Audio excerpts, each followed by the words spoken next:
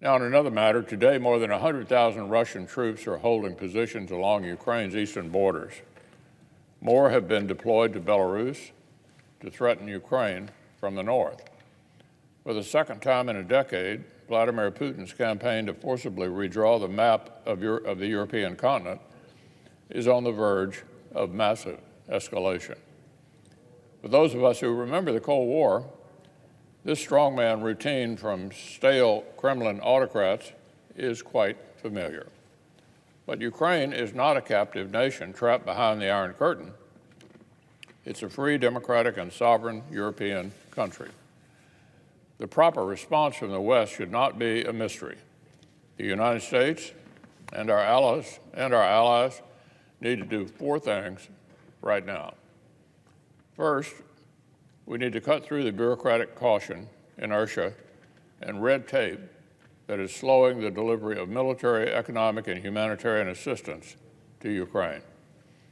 This help needs to arrive before a Russian escalation, so our friends can defend themselves and prepare for what could be a cold and bloody winter. Ukraine is a proud, independent nation that wants to defend itself. But after years of combating Russian aggression while simultaneously trying to tackle major political and economic reform, Ukraine needs help. It needs weapons. It needs communications equipment. It needs logistical and intelligence support.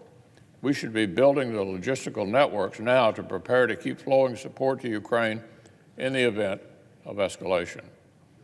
I've been encouraged by the United Kingdom and other allies who are already making serious commitments to this effort. Second, we need to bolster the defenses of our Eastern European NATO allies most threatened by Russia. This is a decision that the NATO alliance as a whole should make. But if it doesn't, the United States and other partners should not wait for consensus to act. We should strive for unity, but not at the expense of security. Our most nervous allies cannot get unilateral veto power over the policy of the greatest nation in world history. Yesterday, I was glad to hear the U.S. forces are finally moving to reinforce our eastern flank allies. I urged President Biden to take this step nearly 2 months ago. I hope this belated action will lead other NATO allies to follow our lead.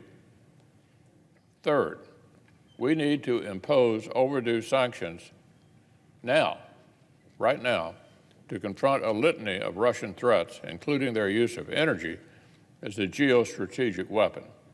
At the same time, let's make clear we're prepared to impose even more devastating costs should Russia continue its aggression.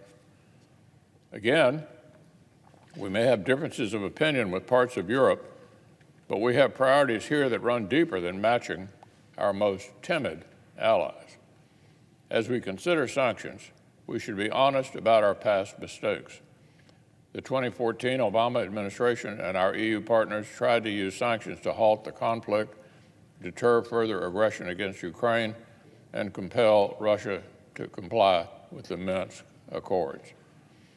Those sanctions are still in place, but they failed on all counts. For Ukrainians, this is not a frozen conflict, but an ongoing one.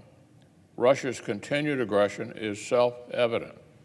Its Minsk commitments remain unfulfilled. We need to learn these lessons, avoid empty symbolism, and get ready to impose serious costs that could actually change Putin's calculus. But we also know that sanctions alone are not enough. Putin's behavior is a reminder there is no substitute for hard power.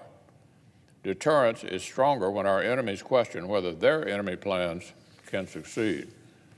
And so fourth and finally, we and our NATO allies need to take a hard look at growing security threats and commit to investing in defense capabilities to actually meet those threats.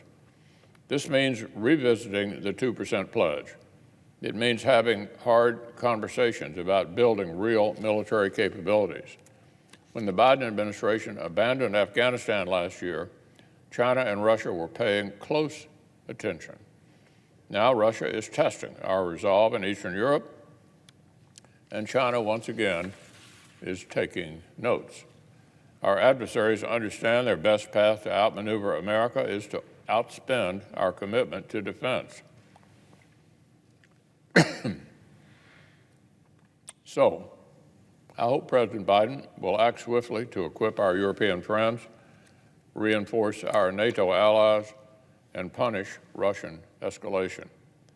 And we must also pay serious attention to equipping the U.S. military for the next threat. It is past time to invest in modernization, hypersonic weapons, and our nuclear arsenal, and to encourage our European allies to wake up, follow our lead, and stand side by side against common threats.